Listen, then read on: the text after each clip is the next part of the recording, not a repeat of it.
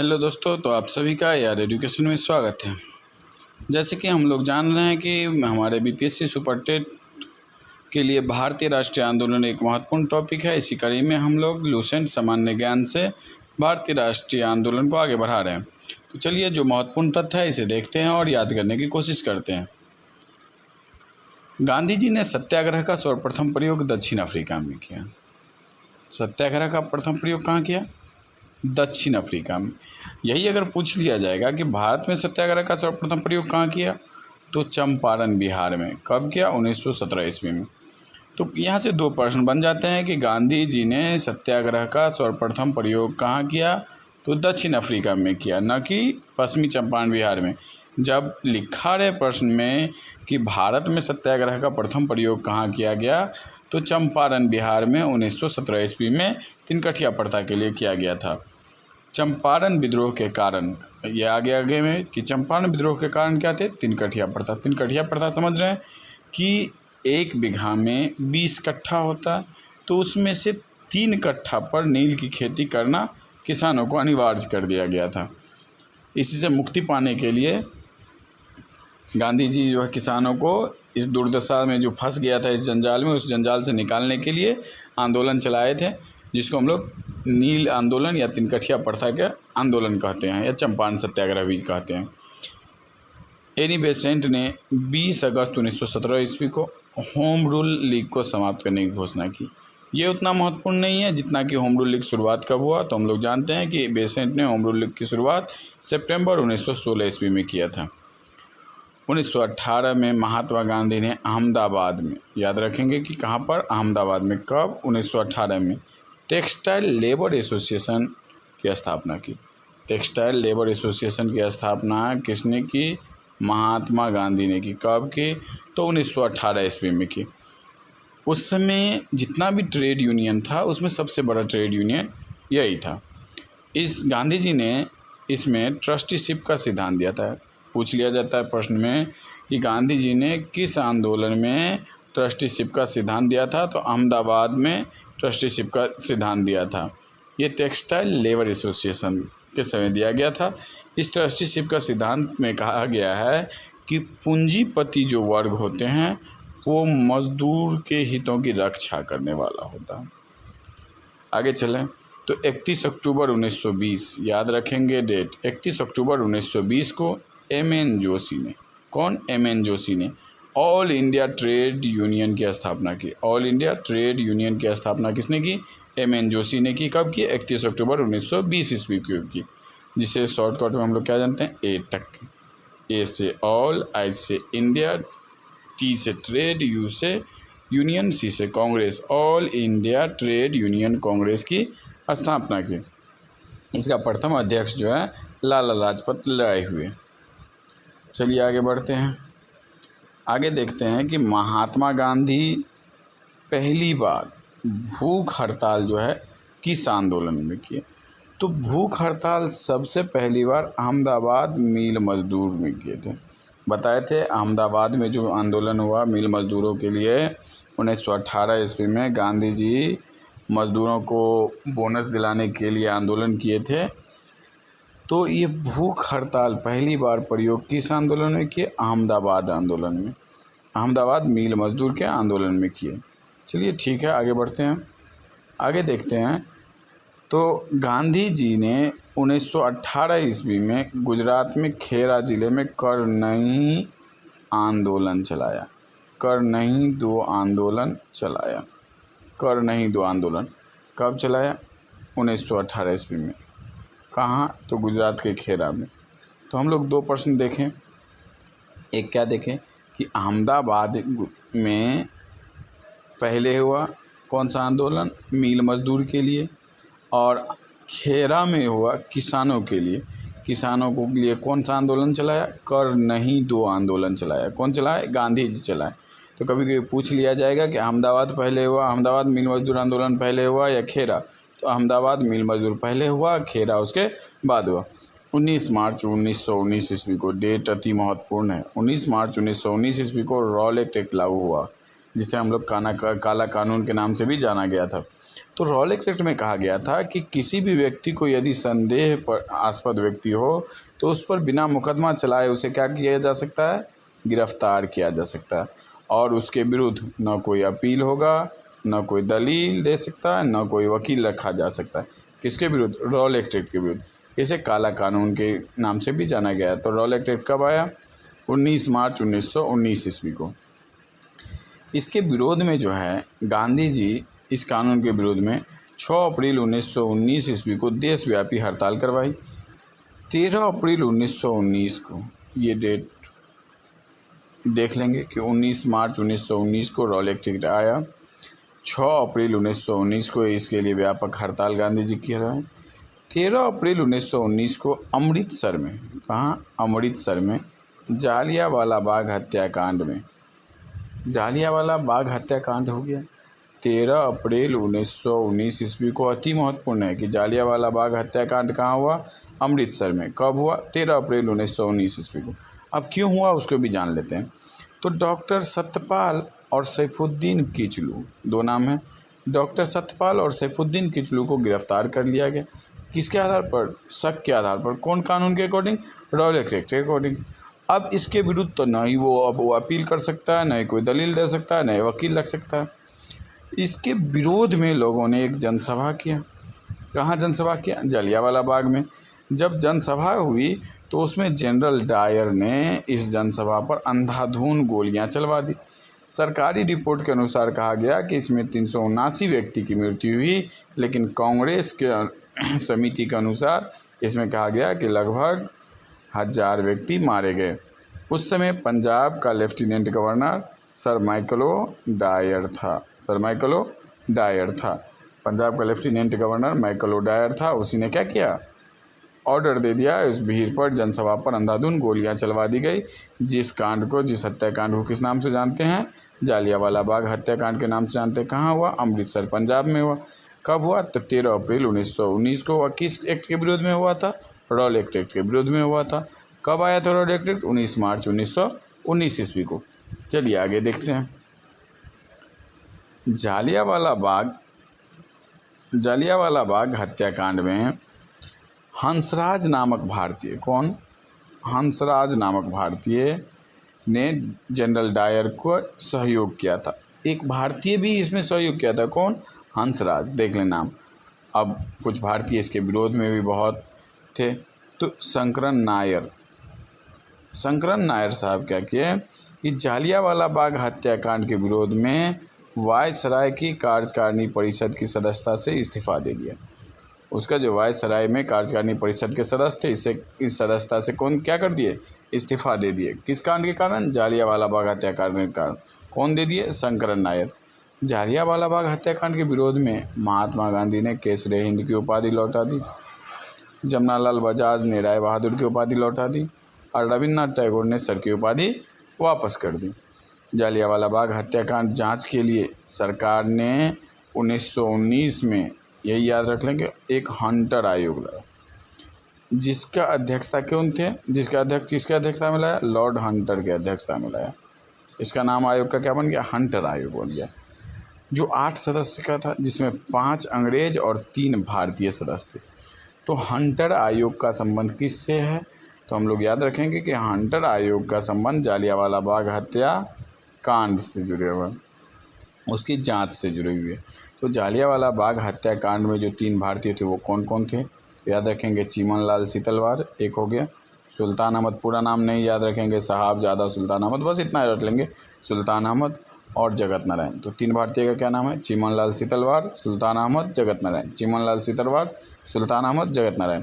कांग्रेस ने जालियांवाला बाग हत्याकांड के जांच के लिए भी, उधर तो ये अंग्रेज की तरफ से हुआ था, सरकार की तरफ से, लेकिन कांग्रेस एक संस्था जो स्थापना हो गई थी, भारत में आज़ादी के लिए लड़ाई लड़ रही थी, उनके तरफ से भी इस हत्याकांड के जांच के लिए एक कमेटी बना। इस कमेटी किसके अध्यक्षता में बनी? मदन मोहन मालवीय की अध्यक्षता में बनी, और इसके सदस्य मोतीलाल नेहरू और गांधी जी भी थे। ठीक। जालियांवाला बाग जो था, जल्दी नामक व्यक्ति की संपत्ति थी, इसीलिए इस बाग का नाम जालियांवाला बाग पड़ गया। खिलाफत आंदोलन भारतीय मुसलमानों को मित्र राष्ट्र के विरुद्ध, किसके विरुद्ध? मित्र राष्ट्र के विरुद्ध, और तुर्की के खलीफा के समर्थन में हुआ था। कौन सा आंदोलन? खिलाफत आंदोलन। अब ये खिलाफत आंदोलन हुआ तो 19 अक्टूबर 1919 को खिलाफत दिवस मनाया गया पूरे देश में। 23 नवंबर 1919 को हिंदू मुसलमानों की एक संयुक्त बैठक हुई, जिसकी अध्यक्षता महात्मा गांधी ने किया। जिसकी अध्यक्षता कौन किया? 1919 में हिंदू मुस्लिम की बैठक हुई, जिसकी अध्यक्षता कौन किया? महात्मा गांधी ने। किससे संबंधित विवाद लेके? खिलाफत आंदोलन को लेके। सब एक हो गए उस आंदोलन को लेकर। अब क्या हो गया कि जितना विरोध को हम लोग देख रहे हैं, चाहे रॉलेट एक्ट हो, जालियांवाला बाग हत्याकांड हो, खिलाफत आंदोलन हो, कोई तो सुनवाई नहीं हो रहा। इसके उत्तर में गांधी जी क्या किए कि 1 अगस्त 1920 से, याद रखेंगे, गांधी जी 1 अगस्त 1920 से असहयोग आंदोलन शुरू किया। कौन आंदोलन? असहयोग आंदोलन। कब से? 1 अगस्त 1920 से। भारतीय इतिहास में बहुत महत्वपूर्ण आंदोलन है।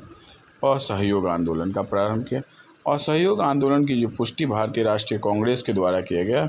ये कांग्रेस का तो अधिवेशन दिसंबर में होता था, तो दिसंबर 1920 के नागपुर अधिवेशन, इस अधिवेशन में असहयोग आंदोलन की पुष्टि हुई नागपुर अधिवेशन में। असहयोग आंदोलन कब से शुरू हुआ? 1 अगस्त 1920 ईस्वी को। किनके द्वारा चलाया गया असहयोग आंदोलन? गांधी जी के द्वारा। तो गांधी जी के द्वारा हम लोग अभी तक देख लिए। चलिए आगे देखते हैं फिर।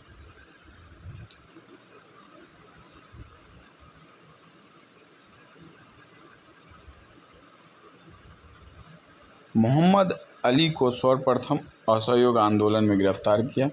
मोहम्मद अली जिन्ना, जानते ही हैं इसको, एनी बेसेंट और बिपिन चंद्र पाल, 3 व्यक्ति को जानते हैं। मोहम्मद अली जिन्ना, एनी बेसेंट और बिपिन चंद्र पाल, ये सब असहयोग आंदोलन से सहमत नहीं थे। असहयोग आंदोलन से सहमत नहीं थे। वो इसके कारण क्या किए? ये लोग कांग्रेसी पार्टी को छोड़ दिए। अब क्या हुआ? असहयोग आंदोलन तो चल रहा है।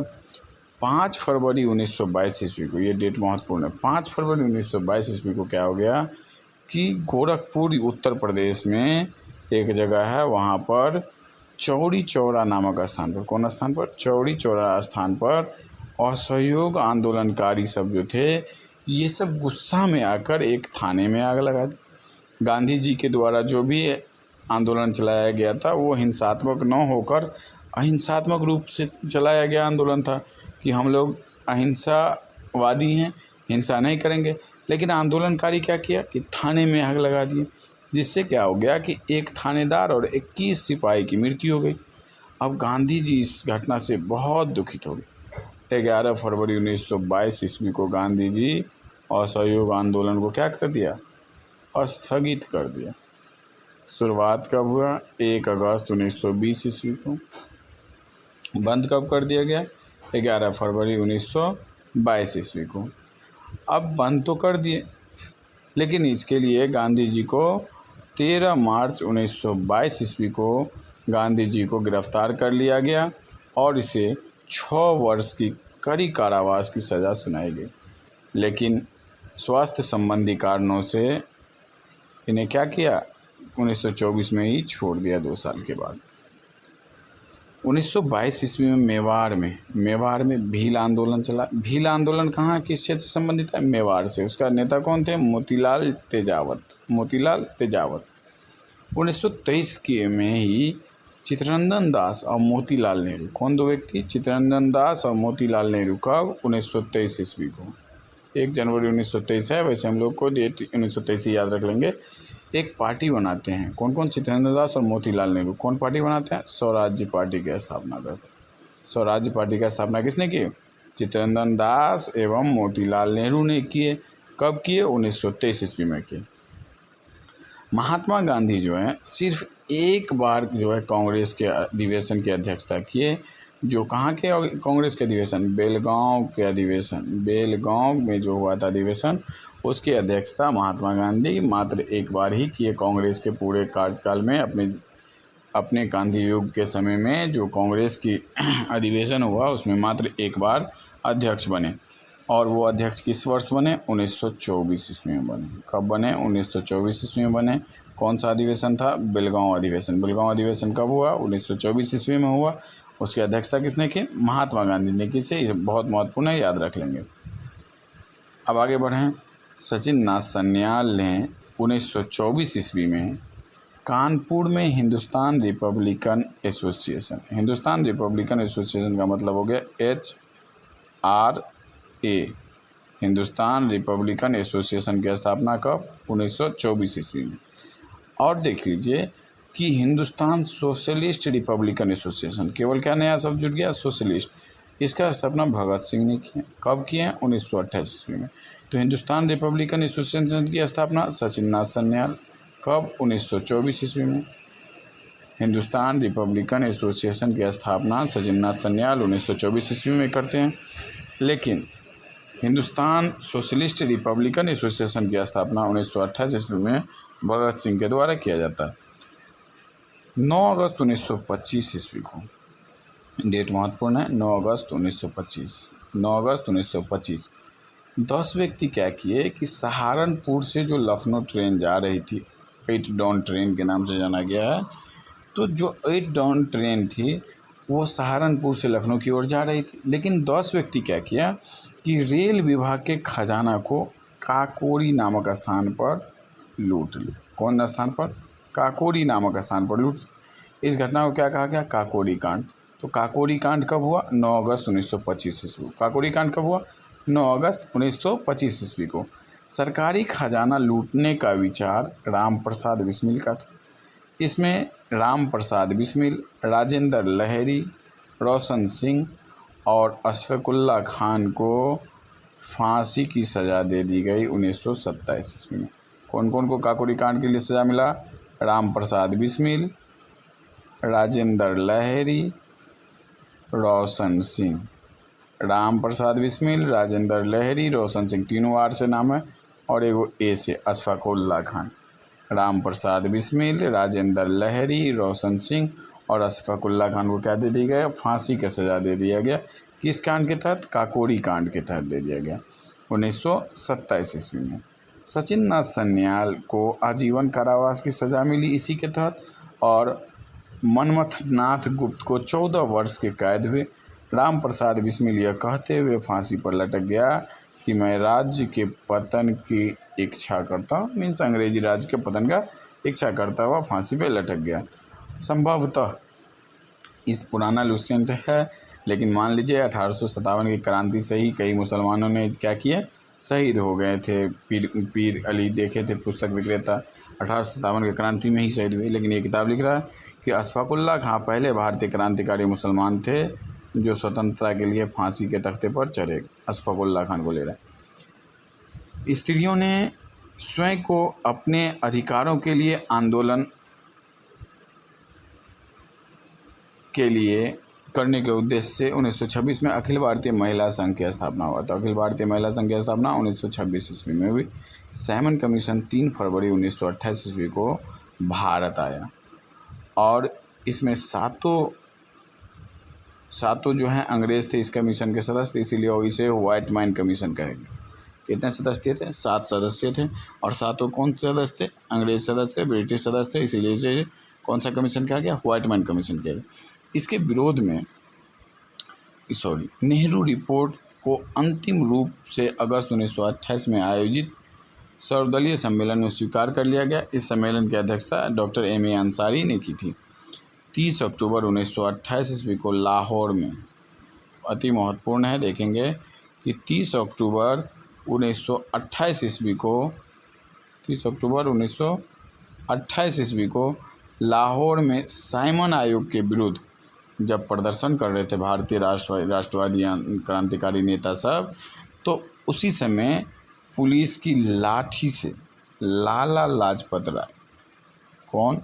साइमन कमीशन के विरोध में जो प्रदर्शन कर रहे थे उसमें लाठी जो चली, तो पुलिस के लाठी से लाला लाजपत राय घायल हो गए और बाद में इसकी मृत्यु हो गई। किसके विरोध में कर रहे थे आंदोलन? साइमन आयोग के विरोध में। तो साइमन कमीशन का बहिष्कार न करने वाले 2 दल भी थे, जो भारतीय 2 दल जो साइमन कमीशन का विरोध नहीं कर रहे थे, उसमें 2 दल कौन कौन थे?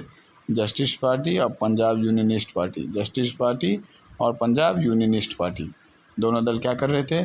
तो साइमन कमीशन का बहिष्कार नहीं कर रहे थे। बाकी सभी दल क्या कर रहे थे? साइमन कमीशन का बहिष्कार कर रहे थे। साइमन कमीशन के बहिष्कार के समय ही पुलिस के लाठीकांड में लाला लाजपत राय घायल हो गए और इसकी मृत्यु हो गई।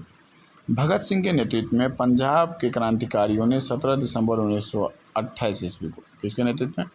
भगत सिंह के नेतृत्व में तत्कालीन सहायक पुलिस कप्तान किसकी? सैंडर्स की गोली मारकर हत्या कर दी। इसी के लाठी से कहा जाता है कि लाला लाजपत राय गोली को लगा था और मृत्यु हो गई थी, इसलिए भगत सिंह जो है सैंडर्स की हत्या कर दी। चलिए आगे देखते हैं। सैंडर्स की हत्या हो गई और पब्लिक सेफ्टी बिल पास होने के विरोध में, कौन सा बिल? Public safety bill. कौन सा बिल? याद रखेंगे, पब्लिक सेफ्टी बिल। कब पास हो रहा था? 8 अप्रैल 1929 ईस्वी को। 1929 भी याद रखेंगे तो याद हो जाएगा। बटुकेश्वर दत्त एवं भगत सिंह ने, बटुकेश्वर दत्त एवं भगत सिंह ने दिल्ली में सेंट्रल लेजिस्लेटिव असेंबली में खाली जो बचा हुआ स्थान था, खाली बेंच पर, उस पर बम फेंका। कौन? बटुकेश्वर दत्त और भगत सिंह। किस बिल के विरोध में? पब्लिक सेफ्टी बिल के विरोध में। कब? 1929 में। कौन कौन? बटुकेश्वर दत्त और भगत सिंह। कहाँ फेंके थे? दिल्ली के सेंट्रल लेजिस्लेटिव असेंबली में। अब ये क्रांतिकारी उनके साथ कई पर्चे भी फेंके और पर्चे में कहा था कि उनका मकसद किसी की जान लेना नहीं है। क्यों? खाली बेंच पे फेंका था और नहीं, और कह रहा था जान लेना नहीं है, बल्कि ये है कि बहरे कानों तक अपनी आवाज़ पहुंचाने के लिए प्रयोग किया था बम का, कि ये सब हमारे बात पर भी क्या करे, ध्यान दे, इसीलिए खाली बेंचों पर बम फेंका। भगत सिंह एवं बटुकेश्वर दत्त को बम फेंकने के समय असेंबली के अध्यक्ष विट्ठल भाई पटेल सदारत कर रहे थे। जब ये दोनों बम फेंके थे उस समय अध्यक्षता कौन कर रहे थे? विट्ठल भाई पटेल। कांग्रेस के 1929 ईस्वी के लाहौर अधिवेशन अति महत्वपूर्ण अधिवेशन है, याद रखेंगे कि 1929 में कांग्रेस का जो अधिवेशन हुआ कहाँ हुआ? लाहौर में हुआ। इसमें क्या हुआ? तो पूर्ण स्वराज का मांग किया गया। पूर्ण स्वराज का मांग किस अधिवेशन में किया गया? लाहौर अधिवेशन में किया गया। कब किया गया? 1929 ईस्वी में। इसकी अध्यक्षता को भी जरूर याद रखना है कि जवाहरलाल नेहरू इसके अध्यक्ष थे 1929 ईस्वी में। ठीक। 31 दिसंबर 1929 ईस्वी को रात के 12 बजे, देखें कि 31 दिसंबर 1929 ईस्वी को रात को 12 बजे जवाहरलाल नेहरू ने कौन नदी? रावी नदी के तट पर नवगृहित तिरंगे झंडे फहराया, मतलब झंडे फहराए थे। कहाँ फहराए थे? रावी नदी के तट पर। कब फहराए थे? 31 दिसंबर 1929 ईस्वी को रात को। कौन फहराए थे? जवाहरलाल नेहरू, जो 1929 ईस्वी के क्या हैं? लाहौर अधिवेशन की अध्यक्षता कर रहे हैं। इसी अधिवेशन में 26 जनवरी 1930 ईस्वी को प्रथम स्वाधीनता दिवस के रूप में मनाने की निश्चय किया गया। इसी तिथि को हम लोग बाद में भी क्या कर रहे हैं? गणतंत्र दिवस जो बनाया, संविधान जो लागू किए, इसी दिन क्या लागू कर लिए थे हम लोग? प्रथम स्वाधीनता दिवस मनाए थे। इसी रूप में यह निश्चय किया गया कि इसके साथ प्रत्येक वर्ष 26 जनवरी को स्वतंत्रता दिवस के रूप में मनाए जाने की परंपरा शुरू हुई थी। आगे बढ़ें तो 12 मार्च 1930 ईस्वी को, 12 मार्च 1930 ईस्वी को डेट याद रखेंगे, बहुत महत्वपूर्ण डेट है। 12 मार्च 1930 ईस्वी को गांधी जी, यहाँ 79 लिखा है, हालांकि 78 अनुयायियों के साथ कई किताबों में लिखा रहता, तो 78 अनुयायियों के साथ साबरमती स्थित आश्रम से लगभग 322 किलोमीटर दूर डांडी, साबरमती से कहाँ चले? डांडी। साबरमती से डांडी तक गए। शुरुआत कब किए? 12 मार्च 1930 ईस्वी को। कौन? गांधी जी। कितने व्यक्ति? 78 व्यक्ति के साथ। और 5 अप्रैल 1930 ईस्वी को वहाँ पहुँच जाते हैं। कितने दिन में पहुँच जाते हैं?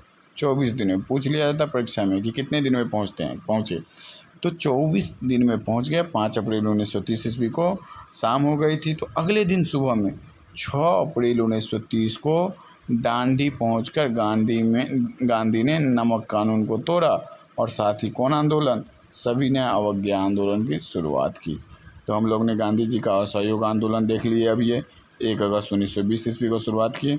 लेकिन सविनय अवज्ञा आंदोलन अगर पूछ लिया जाए तो 6 अप्रैल 1930 ईस्वी को शुरुआत की। इसमें क्या था, दांडी यात्रा से ये आंदोलन की शुरुआत हो गई थी। कितना दिन चले थे, 24 दिन चले थे। कितने व्यक्ति के साथ, 78 व्यक्ति के साथ। कब शुरू किया था, 12 मार्च 1930 को। पहुँच कब गए, 5 अप्रैल 1930 ईस्वी को, लेकिन शाम हो गया था तो 6 अप्रैल 1930 को। सुभाष चंद्र बोस ने गांधी जी के नमक सत्याग्रह की तुलना नेपोलियन के एल्बा से पेरिस यात्रा से की। नेपोलियन कहाँ इस तरह की यात्रा कहाँ किया था, एल्बा से पेरिस की ओर यात्रा किया था। इस यात्रा से तुलना किया गांधी जी के दांडी यात्रा को। कौन किए, सुभाष चंद्र बोस ने की। 4 मार्च 1931 ईस्वी को, 4 मार्च 1931 ईस्वी को, कहीं कहीं 5 मार्च भी रहता है, तो 4 मार्च 1931 ईस्वी को गांधी इरविन पैक्ट हुआ। कौन क्या हुआ, गांधी इरविन पैक्ट हुआ। इसके बाद गांधी जी क्या किए, सविनय अवज्ञा आंदोलन को स्थगित कर दिए। कब, 4 मार्च 1931 ईस्वी को। दोनों में बातचीत हो गई, अब आंदोलन तो स्थगित हो गया।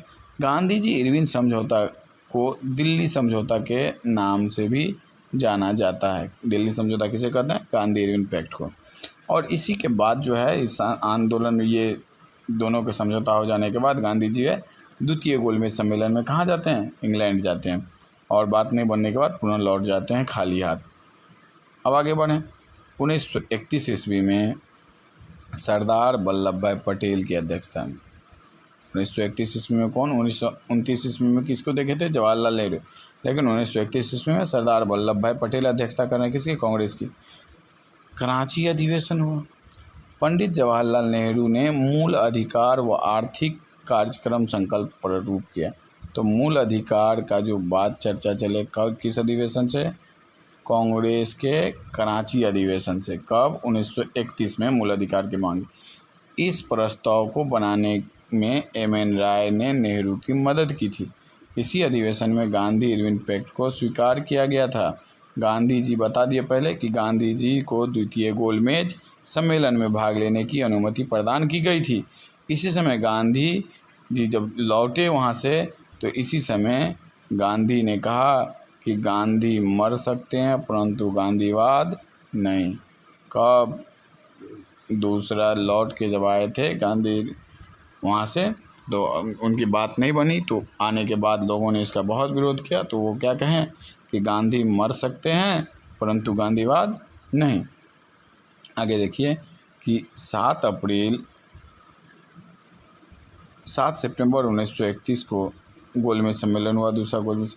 तो गोलमेज सम्मेलन को एक ही बार देखें कि प्रथम हुआ 1930 में, 1930 में, दूसरा 1931 में, तीसरा 1932 में। तीनों गोलमेज सम्मेलन को एक क्रम में याद रख लें। ये पहला 1930, दूसरा 1931 और तीसरा 1932 में गोलमेज सम्मेलन हुआ। पहला दूसरा में गांधी जी भाग नहीं लिए, लेकिन दूसरा में गांधी जी भाग लिए। पहला और तीसरा में गांधी जी नहीं गए, दूसरा में गांधी इरविन पैक्ट की वजह से गांधी जी गए और खाली हाथ यहाँ लौट गए। अब ये भी देख लेंगे तीनों में कौन गया, तो डॉक्टर भीमराव अम्बेडकर जो थे तीनों अधिवेशन में गए। आगे बढ़ें। तो इसके प्रतिनिधि के रूप में इसमें भाग लिया महात्मा गांधी ने। और क्यों छोड़ दिए गांधी जी ये, तो सांप्रदायिक क्या हो गया था इसमें कि सांप्रदायिक प्रतिनिधित्व के कारण यह सफल रहा। भीमराव अम्बेडकर जी अपना वहाँ पे जाके क्या कर दिए, सांप्रदायिक सीट मांगने लगे। प्रथम गोलमेज सम्मेलन 1930 में हुआ और तृतीय गोलमेज सम्मेलन 1932 में हुआ। डेट याद नहीं रखेंगे। 1930 में प्रथम, 1931 में द्वितीय और 1932 में तृतीय गोलमेज सम्मेलन हुआ। तीनों गोलमेज सम्मेलन के समय इंग्लैंड के प्रधानमंत्री जो थे कौन थे, एम.जे. मैकडोनाल्ड याद रखेंगे। तीनों गोलमेज सम्मेलन में इंग्लैंड के प्रधानमंत्री वही थे।